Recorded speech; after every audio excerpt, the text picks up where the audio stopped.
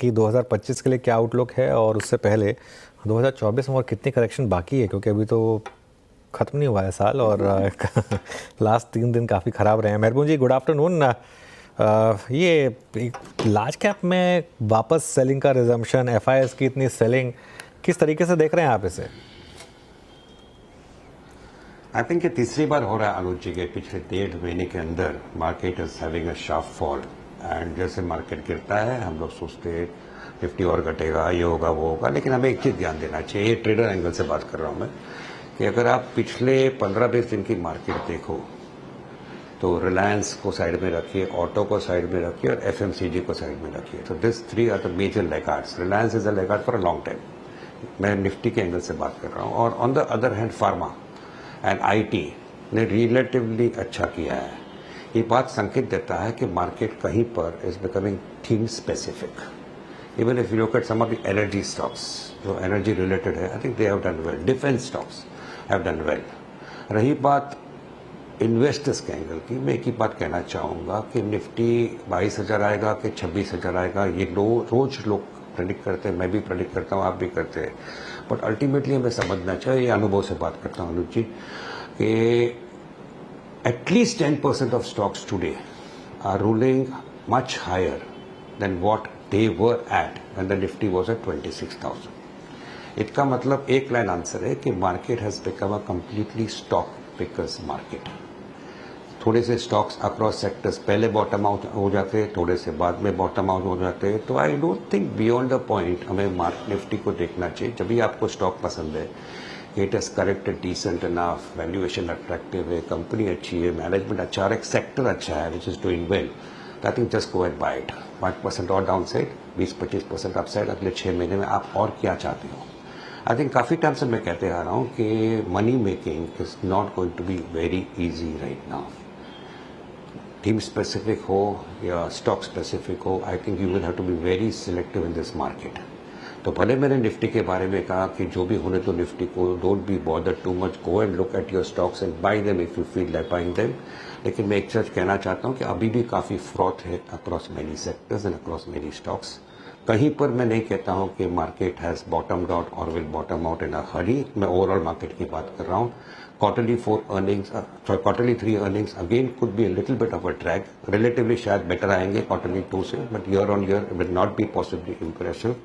There are a lot of concerns even globally. अगर आप S&P को देखो, I think पिछले 12 दिन में the stocks which have come down every passing day is much higher than the stocks which have advanced. Market पे एकदम खराब है और शायद ये लास्ट 15-20 साल में ये यूएस में हुआ नहीं है। ट्रम्प का इफेक्ट जो था possibly could wane out in the short term leading to a correction. आप टेस्ला को देखिए, Tesla is leading the market and is indicating that if something goes wrong somewhere US markets also could correct. और US Fed का जो आज announcement आएगा, I don't think will make a matter too much, but it could be the beginning of a little bit mildish correction coming into US stocks. रही बात India की, मैं एक चीज कहना चाहूंगा कि लैक ऑफ बाउंस जो हो रहा है मार्केट में, ओवरसोल्ड मार्केट होगा, लैक ऑफ बाउंस जो है is quite dangerous and quite worrying. Capital is leaving this country. We have to accept that. और वैल्यूएशन ज्ञान ठीक है कि स्टॉक सस्ता हो गया, ये हो गया, वो हो गया, but beyond the point it does not matter when the economy and earnings are going in a different direction. Many sectors today and many stocks in lot of sectors are finding it difficult to maintain their profits or make their profits grow at the same pace. So these are concerns. Urban demand is not picking up. These concerns are there. Whether the market has discounted it, मैं फिर से कहूँगा, quite a few sectors and quite a few stocks could have bottomed out and are going up, but there could be still some more froth left in many overvalued sectors and stocks. So this is the stock pickers market. Go and pick up your stock and don't fret and fume too much कि Nifty क्या कर रहा है, because 5-6 दिन से market cut रहा है, एक बाउंस आ जाएगा, आप सोचोगे बॉटम आउट हो जाएगा। Don't try to preempt it because this is not going to make you earn money. तो फिर ऐसी स्थिति में मेहरबून, आपने इन द लास्ट 2 months किस तरह के स्टॉक्स में पैसा लगाया है, और are you also sitting on a lot of cash, क्योंकि कुछ तो ट्रेड करना होगा। हाँ, I think we have been discussing this whenever I come on the channel कि मैंने कहते आ रहा हूँ कि there is going to be pain for some more time to come in FMCG। Consumer durables में पेन है, ऑटो में pen है आज की तारीख में, and I like sectors like agrochemicals, pesticides, speciality chemicals, fisheries. I like those type of sectors, and I continue to like the energy sector. Infrastructure sector में stocks थोड़े महंगे हैं, but I continue to like because I can distinctly feel. आपका channel सुबह को जो भी देखता हूँ ऑफिस के तरफ आने के टाइम तो मैं आई थिंक आई रियलाइज के orders have started flowing in again.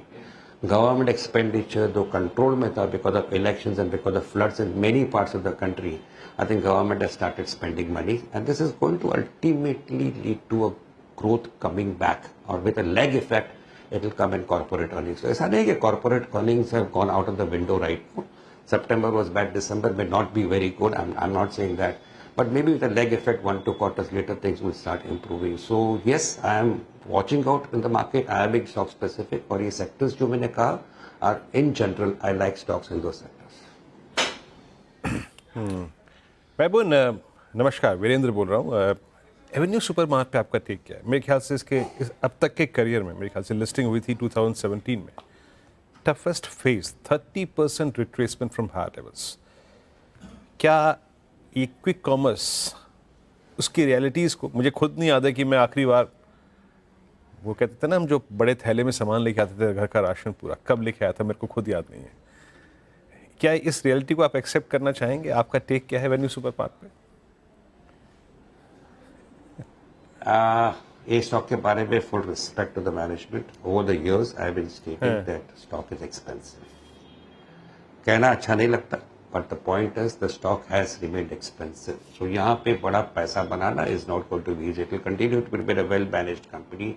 People will continue to go into it.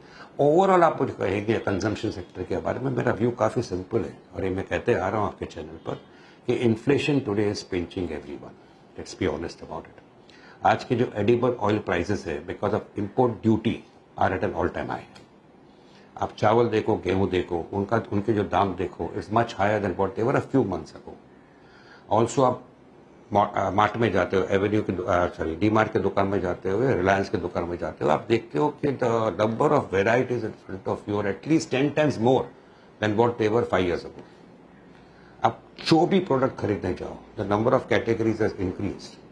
What happens is the choice is plenty. So the market share of each company is not growing beyond a particular small percentage every year.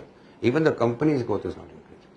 So ये हाल में I don't think the valuations are going to expand. They can only contract. But on the other hand, एक चीज हो सकता है, कल government अगर palm oil पे इम्पोर्ट ड्यूटी निकाल दे, पेट्रोल या डीजल प्राइस का नीचे भाव घटा दे, नाउ इम्पोर्ट करने लगे वीट को. So for all you know, the stocks could rally 5-10-15%. We will say, "Arey, it was a great buying opportunity." So on the whole, ये sector में, because of lower urban demand and because of the factors which I just mentioned to you on import duty of oil, rise in wheat, they should import wheat. Who am I to say this? But the government is very proactive, and for all you know, they will do it one fine day. So all these are factors which is hurting the sector right now. और साथ में market share. Even if the market grows by 7, 8, 9, 10%, the companies are not growing at the same pace because जो companies सामने आपके आ रहे हैं, more and more brands from different companies are going on coming and attracting your attention. So ये जो problem है, तो ये reason के कारण मैं आपको हमेशा I was a little subdued in my outlook for this sector. आज मैं इतना कहना चाहूँगा कि quite a few of the stocks have come to levels जहाँ से मुझे ज़्यादा downside नहीं लग रहा है. But to make it go up, I would expect the government to act and come up with some measures by which demand picks up. Madam ji, Reliance में क्या तकलीफ है इस समय? सबसे ज़्यादा मार्केट के ऊपर प्रेशर अगर पिछले कुछ महीनों में एक स्टॉक ने डाला है तो वह रिलायंस. एक साल महीनों ने अनुज जी, I think yes, it has been a major drain on the Nifty, major drain on people because public कहती आ रही है कि Reliance घटे, just go and buy it for the longer term, and I don't like to disagree with people who are positive Reliance. Reliance को मैं भी पसंद करता हूँ, but Reliance को जो problems थे वो problems are for real. अभी के ये भाव से people have started talking about the problems, तो मुझे कहीं पर लगता है कि downside में इसका नाका आ रहा है. I don't see it possibly falling below 1200 rupees now. This is my personal feeling because now people are talking about it. 1400-1500 x bonus अभी था, लोग कह रहे थे कि रिलायंस ये भाव में अच्छा है. तभी कहना उचित नहीं समझ रहा था, but I was not in a hurry to buy it, but somewhere I feel now it is coming to a price where one should go and buy into it. But इसके लिए I think company will have to come up with a lot of clarity on the demergers and all this type of things and value unlocking जो हो, I think people have been expecting for quite some time. That should come out in the open.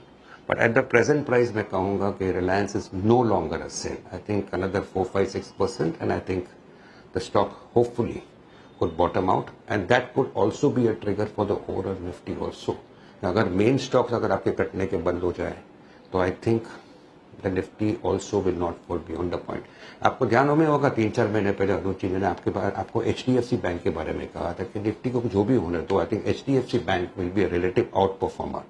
कहीं पर लगता है आज के भाव में Reliance Industries could be an outperformer to the overall Nifty in 2025। First class base बना चुका है, अगर 1225-1200 से अगर 1500 भी आता है I think that will make it a relative outperformer to the overall Nifty in 2025. This is my personal view.